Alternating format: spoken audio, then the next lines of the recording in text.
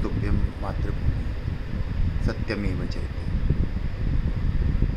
Perfect ज्ञान प्राप्त होने के पश्चात आचरण में स्थापित हो जाता है, वही धर्म होता है। ज्ञान के अभाव में किया गया, किसी के आदेश से किया गया कर्म फेक होता है, पाखंड आडंबर होता है। जिसमें ज्ञान ही नहीं, आत्मज्ञान नहीं, तो आप सिर्फ क्रिया करोगे एक फिल्मी अभिनेता की तरह, जिसमें आप प्रदर्शन ज़्यादा करोगे, भाव कम होगा।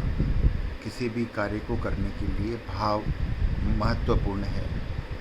प्रदर्शन करने से मैं पेपर पेंसिल कितना ही घसूँ, कुछ नहीं होगा। जब तक मेरे चेतन बुद्धि रहेगा तभी मैं कुछ लिख पाऊँगा। तो ये भाव बहुत इम्पॉर्टेंट है। ज्ञान के अभाव में ही व्यक्ति पाखंड आडंबर दिखावाबाजी करता है और इसके साथ वह भौतिक वस्तुओं में फंस जाता है। फिर वो क्रोध, अभिमान, मोह माया, लोभ, लालच जैसे जो वायरस होते हैं ना, इसके दलदल में फंसता है। फिर एक के बाद एक फंसता ही चला जाता है और वो कुछ समझ ही नहीं पाता। अंधकार, इतना अंधकार अंदर से मस्तिष्क पे इतने सारे चिंतन विचार चलते हैं, फोल्डर्स खुल जाते हैं, आपका असली पर्पस ही भूल जाते हो।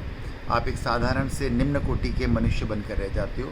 भोजन, भौतिक सुख सुविधाएं, प्रजनन के सिवा कुछ नहीं रह जाता। अज्ञानी व्यक्ति ही मूर्खता कर पाता है, ज्ञानी कभी मूर्खता नहीं कर पाता।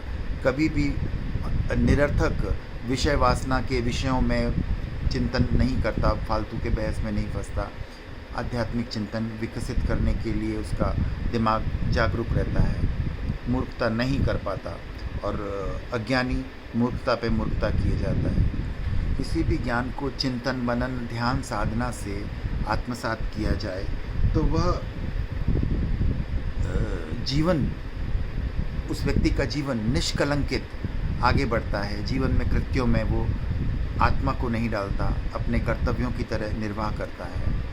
और जो सिर्फ बुद्धि विलास करता है वो भ्रष्ट हो जाता है, भौतिकवाद में लग जाता है, लोकेशना में, लाइक प्रसिद्धि, लोक प्रसिद्धि में अटक जाता है और लोगों से मान सम्मान, इज़्ज़त, भोजन, सामग्री, पैर छूना वगैरह इन सब चीज़ों में अटक के रह जाता है।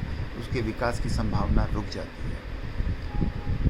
हम उदाहरण के तौर पे देखते हैं, प्रभु महावीर ने जब दीक्षा, संसार गृहस्थ आश्रम छोड़ दिया था 30 साल की अवस्था में और 42 साल तक वो भटकते रहे।